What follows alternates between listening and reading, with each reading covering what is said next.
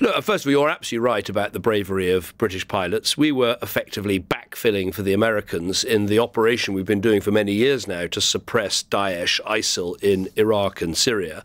So we provided more planes for that so America could do more over the skies of Israel. But obviously we said to our pilots, if there's incoming drones from that area or missiles, then do shoot them down. And they did that very effectively. I mean, a small number were shot down. But again, we should pay tribute to them and their bravery. Look, what we want to happen now is to have a de-escalation. I mean, our message to the Israelis is, look, you have suffered what could have been a terrible attack. It was an almost total failure because of the effectiveness you showed in shooting down these missiles and weapons and drones. And so, Iran has suffered a double defeat. A defeat because they failed, but a second defeat because the world can now see they are the malign influence in the region.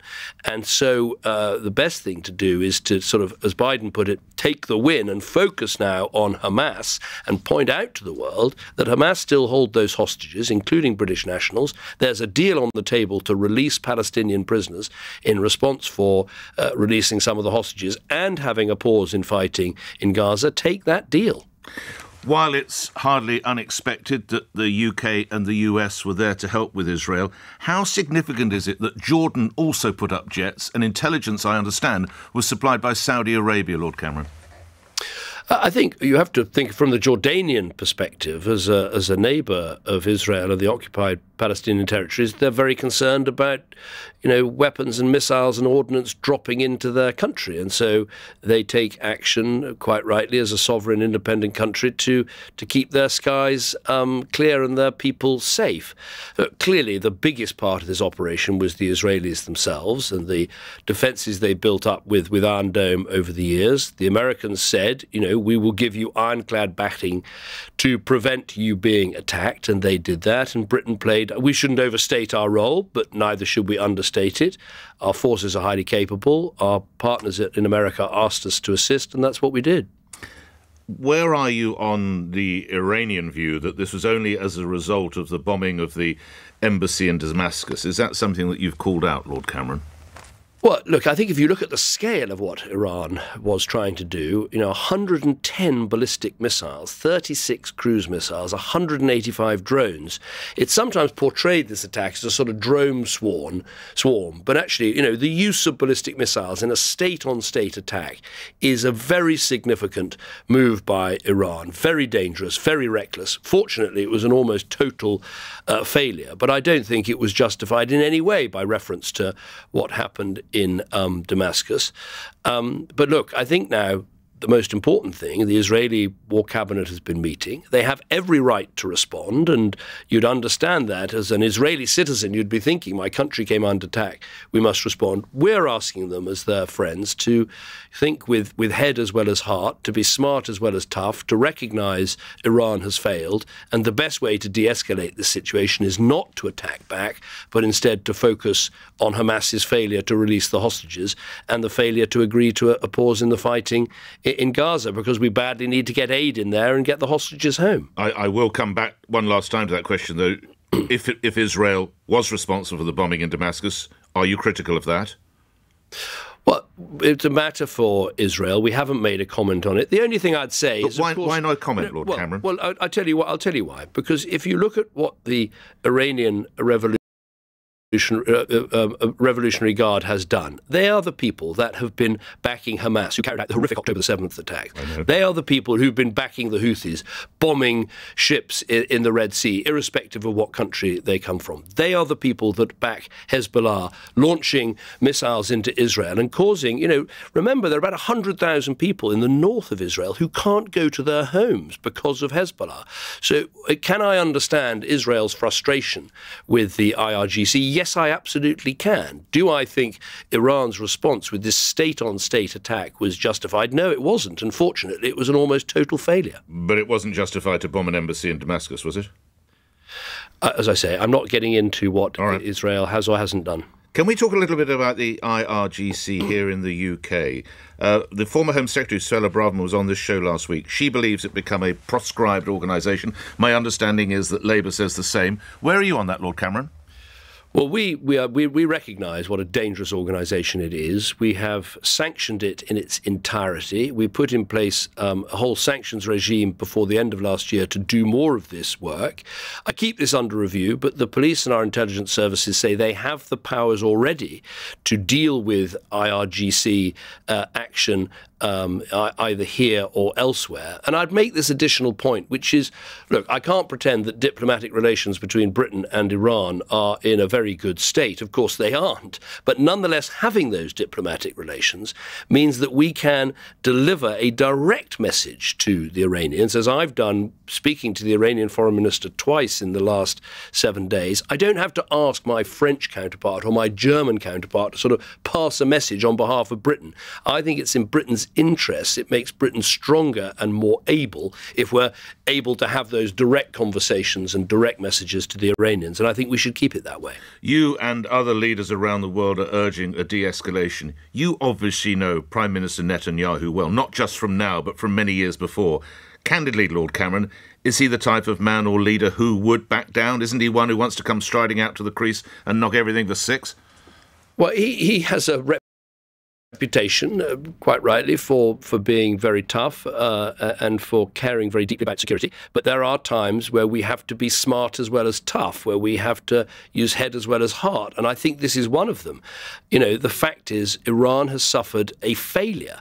In many ways, as I've said, a double failure.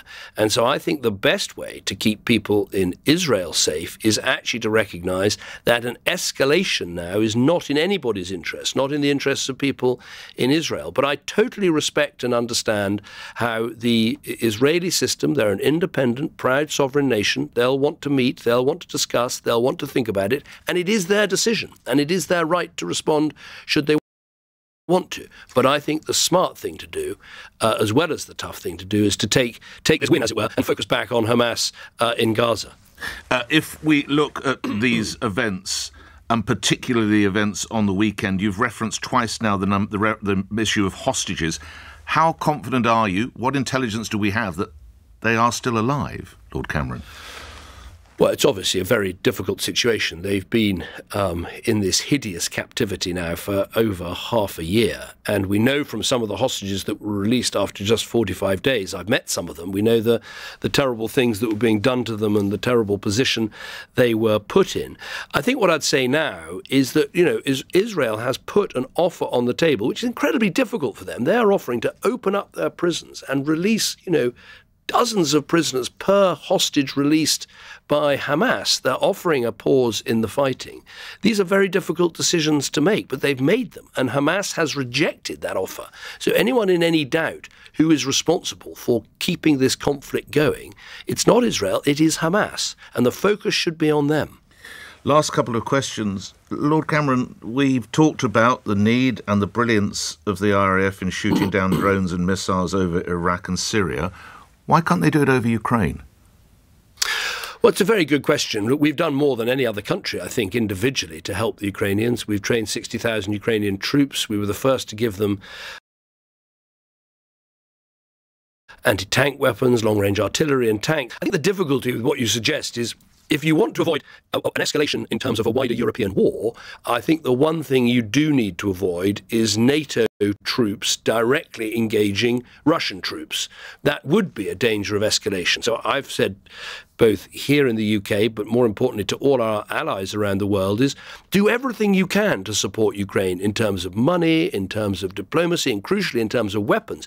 Giving them weapons to defend themselves, training their troops, those are absolutely the right things to do. And we've done more of that than anyone. But actually putting NATO forces directly in conflict with Russian forces, I think that would be a dangerous escalation. Why not shoot down unmanned drones, Lord Cameron?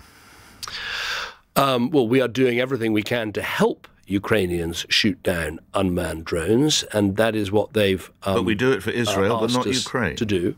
Well, actually, what we're doing is an interesting question. What we're doing with respect to Israel is filling in for the Americans in terms of Opsheda, and then using our jets, if they can, to shoot down missiles and drones. But actually, they're not necessarily the best way of shooting down missiles and drones. Air defense systems are actually more effective. And what Ukraine needs right now is not Western planes over their skies trying to shoot things down. What they desperately want, and what we need to give them, is more air defence systems. They particularly want the Patriot defence systems. Now, Britain doesn't have Patriots.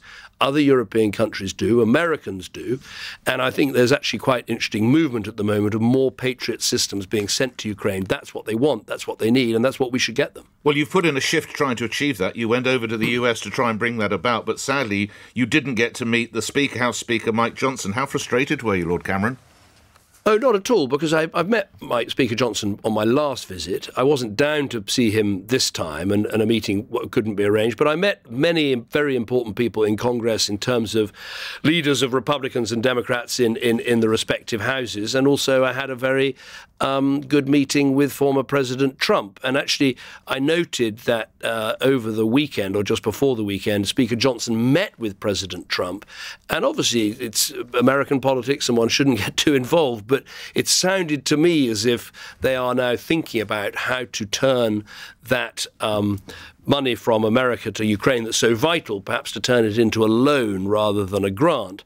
And that to me looked like good progress. So we'll keep pushing for that, because in terms of helping Ukraine, there are lots of things they need, but actually nothing is more important right now than America doing what Europe have done, what we've done, which is providing that funding to keep them in the fight and push back against Russia, so over time they can be victorious and achieve a just peace. Last question, Lord Cameron. It's a domestic one. Obviously, your agenda is pretty full, but there is a general election looming, and if Rishi Sunak is the Eric Ten Hag for Manchester United, you are clearly the Alex Ferguson, who's pulled off some remarkable victories in the past.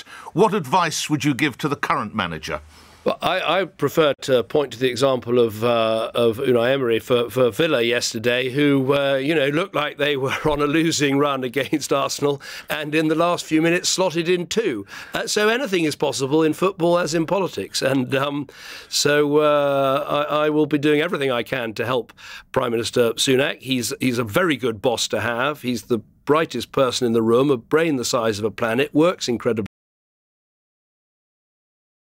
hard, doing good things for this country at a time. Inflation's coming down, interest rates will be falling, taxes are coming down. We've got a plan the other lot haven't, and I can't wait to get on the campaign trail. But I'll wait until the elections come, because I don't know when it's going to be.